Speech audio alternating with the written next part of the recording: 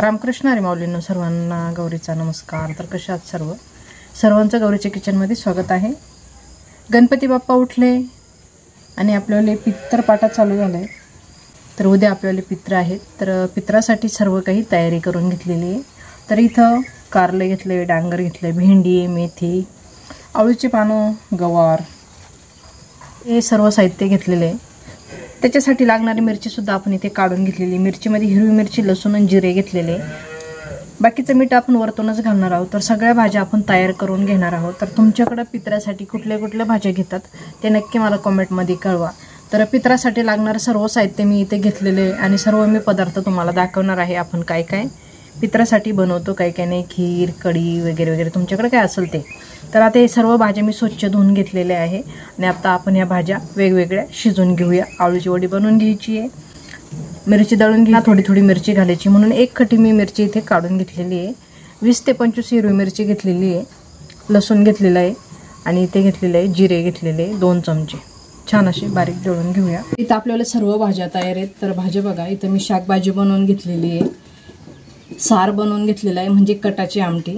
तर आमटी बघा किती छान अशी मस्त झालेली आहे। तर तुमच्याकडे कटाची आमटी कशी बनवली जाते तेही मला सांगा। इथं कढी बनवून घेतलेली आहे, ही कढी सुद्धा एवढी अशी छान अशी आपल्याला कढी झालेली आहे।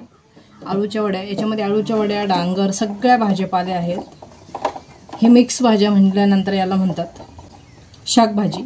तर इथे आपल्याला शाकभाजी तयार आहेत, बाकीचं सार, कढी सर्व तयार आहे। खिरीला उकळी येते, खीर सुद्धा मी तुम्हाला दाखवते।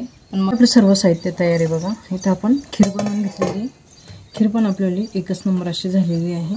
तर खीर बघा एकदम घट्टसर अशी आपल्याला खीर आहे आणि चवीला पण खूप छान। आपण सर्व ड्रायफ्रूट वगैरे घातलेले आहे याच्यामध्ये। आणि इथे आपण कारलं बनवून घेतले। हे कारलं फक्त आपल्याला तव्यावरती फ्राय करून घ्यायचं, बिना मिरचीचं, फक्त मीठ घालून फ्राय करायचं, ते वेगळंच ठेवायचं आणि खायला खूप छान लागतं। आता मी तुम्हाला थापोडी कशी बनवायची ते दाखवणार आहे। तर थापोडी आपल्याला राहिलेली आहे, थापोडी बनवून घेऊया। इथे आपण कढई गरम करून घेतलेली आहे, तेल घालून घेतलेले 1 चमचा, जिरे मोहरी घालून घेऊया। 1 चमचा जिरे मोहरी घालून घेतली। इथे थोडीशी घेतलेली हिरवी मिरची, थोडीशी हळद घालून घेऊया।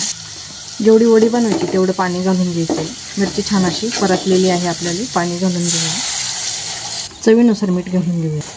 पाण्याला छान उकळी आलेली आहे। एका हाताने बेसन घालायचं, दुसऱ्या हाताने हटून घ्यायचं आहे आपल्याला। तर अशा पद्धतीने आपल्याला हटून पिठलं छान असं झालेलं आहे, काढून घेऊया, थंड करून घेऊया, गॅस बंद करूया। ताट घेतलेले, ताटाला तेल लावून घ्यायचं आहे। ताटावरती पिठलं काढून घेतलं, पाण्याचा हात घ्यायचा, छान थापून घ्यायचं। अशा पद्धतीने थापोडी थापून घ्यायची आहे। छान अशी आपली थापोडी तयार आहे।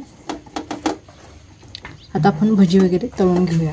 तर आपल्याला थापोडे सुद्धा तयार आहे आणि भजी सुद्धा तयार आहे। तर भजी बघा भजी बघा किती छान असे मस्त कडक झालेले आहेत आणि एकदम मऊसूत असे, आतून मऊसूत आणि वरतून कडक असे मस्त भजी झालेली आहेत। भजीची जर रेसिपी पाहिजे असेल तर नक्की मला कमेंटमध्ये कळवा। आपल्याला वडी सुद्धा खूप छान झालेली, निवदासाठी इकडून साईडला काढलेली। तर खूप छान अशा आपल्याला थापोड्या सुद्धा झालेल्या आहेत। तर आता ताटं तयार करून घेऊया। ताटामध्ये तुम्हाला सगळं एका वेळेस दाखवते। तर इथं आपल्याला उपवास करायचं ताट तयार आहे। तर ताट बघा किती छान असं मस्त झालेलं आहे, एकच नंबर असं आपल्याला उपवास करायचं ताट आहे। रेसिपी जर आवडली तर लाईक, शेअर, सबस्क्राईब नक्की करा। त्याचबरोबर बेल बटन सुद्धा दाबा, म्हणजे माझ्या अशाच नवीन नवीन रेसिपी तुम्हाला बघायला भेटतील। तर चला आजच्यासाठी धन्यवाद, भेटूया एका पुढच्या नवीन रेसिपीमध्ये। धन्यवाद।